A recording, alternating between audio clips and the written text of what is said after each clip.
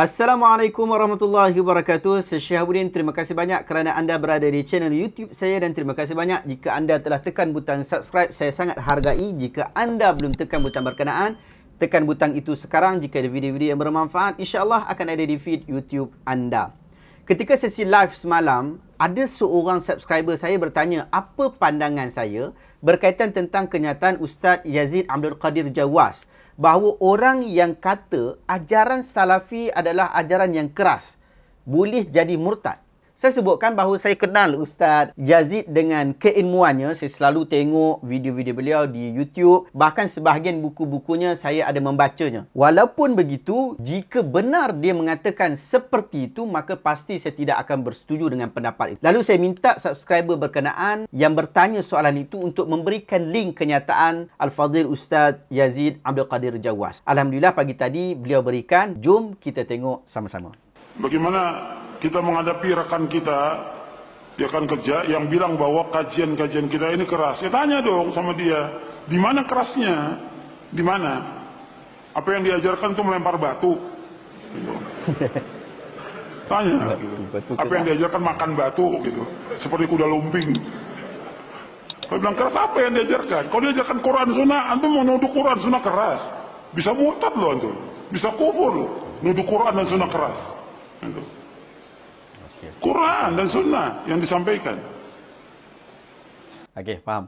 Okey, pendek je video dia tak panjang sangat. Tapi bila kita dengar video berkenaan, dalam video ini jelas bahawa Ustaz Yazid ditanya tentang dakwaan orang bahawa ajaran Salafi keras. Orang kata, kawan kerja tu kata bahawa ajaran Salafi ni, kajian-kajian Salafiyah ni keras. Lalu Ustaz Yazid minta untuk ditanya dulu. Minta untuk tabayun dulu. Hang sebut kerah ni, kat mana kerah dia? Kalau kata kerah pasal makan batu, lain cerita lah. Tapi jika kerah tu pada pengajaran Al-Quran dan As-Sunnah, maka dakwaan keras itu boleh menyebabkan murtad dan kufur. Baik, itu kenyataan daripada Al-Fadhil Ustaz Yazid Abdul Qadir Jawas. Apa pula pandangan saya? Sebab subscriber ini tanya tentang pandangan saya. So, saya berikan pandangan saya. Pada pandangan saya, semua kaedah dakwah, sama ada Salafiyah, Aswaja, Pondok, bahkan Tabligh, mempunyai cara dan pendekatan yang berbeza. Bahkan dengan yakin dan percaya, saya mengatakan kesemua kumpulan ini membawa panji-panji yang sama, iaitu panji Al-Quran dan panji As-Sunnah. Lalu kita gelarkan kumpulan ini dan kumpulan-kumpulan ini dengan nama Ahlus Sunnah wal Jamaah. Kita tidak katakan hanya Salafiyah saja yang mengajar Al-Quran dan As-Sunnah. Manakala yang lain kita kata sudah menyeleweng. Kita juga tidak boleh untuk kata Aswaja sahaja yang memegang kata-kata Allah dan Rasul. Selain daripada itu adalah kata-kata syaitan. Kita juga tidak boleh untuk katakan Tabligh sahajalah jalan yang menuruti tuntutan syariat. Yang lain adalah sesat-sesat belaka. Tetapi kita katakan bahawa mereka semua ini, kumpulan-kumpulan ini adalah pembawa panji-panji Al-Quran dan As-Sunnah. Cuma yang membezakan antara satu sama dengan yang lain ialah pendekatan dan gerak kerja masing-masing. Aswaja memegang cara faham Asy'ariyah dan Maturidiyah dalam akidah, fiqh, mazhabi dan tasawuf di dalam mempelajari ilmu akhlak. Tabligh meneladani tuntutan agama yang dipelajari daripada panduan ulama besar dunia, iaitu Syekh Muhammad Zakaria Al-Kandahlawi, mengetuk pintu-pintu rumah dengan tujuan menyampaikan kata-kata Allah dan Rasulnya. Manakala Salafiyah berpegang teguh dengan pendirian para ulama yang memahami kata-kata Allah dan Rasul. Mereka tidak melihat mazhab sebagai faktor penghalang, tetapi menjadikan pandangan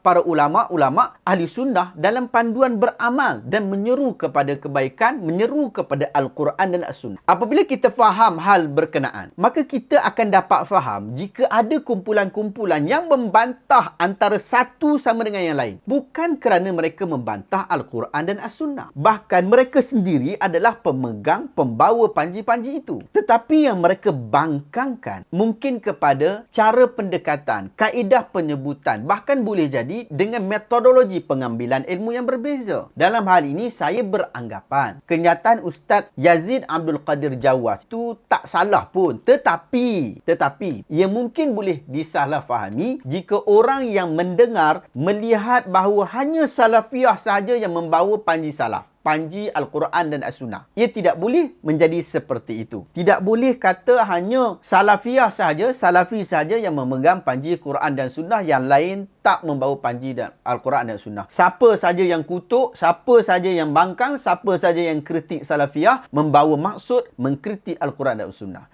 Ini sama seperti orang yang marah masjid buka speaker kuat untuk azan dengan suara yang terlalu kuat. Mereka yang komplain itu, mereka itu tidak murtad. Mereka tidak marah kepada azan, tetapi mereka marah kepada pengurusan speaker yang tak betul. Sama juga dengan orang yang tak suka dengan dakwah salafiyah. Bukan kerana mereka menentang Al-Quran dan As-Sunnah. Jauh sekali. Tetapi mungkin mereka tidak suka dengan pendekatan yang berbeza dengan yang biasa mereka lalui. Oleh itu, tidak bersetuju, tidak mengikuti, tidak cenderung kepada pengajian daripada salafiyah tidaklah menjadi apa-apa. Bahkan ia juga tidaklah membawa maksud orang yang mengkritik salafiyah itu mengkritik Al-Quran dan As-Sunnah. Saya tidak bertujuan untuk backup siapa-siapa dalam bab ini, tetapi saya menyebutkan tentang kebenaran dan apa yang saya pandang. Wallahu ta'ala alam. Adakah anda dapat sesuatu daripada video hari ini? Jika anda rasa video ini bermanfaat, tekan butang share. Semoga orang lain juga mendapat manfaat yang sama. Terima kasih banyak. Assalamualaikum warahmatullahi wabarakatuh.